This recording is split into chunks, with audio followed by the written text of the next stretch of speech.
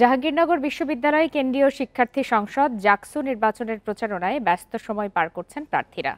সকাল থেকে শিক্ষার্থীদের কাছে যাচ্ছেন প্রার্থীরা, দিচ্ছেন নানা প্রতিশ্রুতি।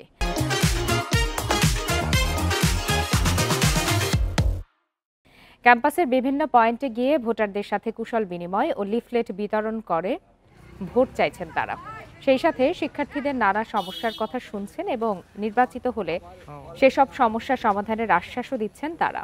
আগামী 11 সেপ্টেম্বর জাকসু নির্বাচন অনুষ্ঠিত হবে, যেখানে ভোটার প্রায় 12,000। নির্বাচনে ভিপি পদে লড়ছেন 10 জন আর জিএস পদে প্রার্থী 9 জন সহ মোট 179 জন প্রার্থী প্রতিদ্বন্দ্বিতা করছেন।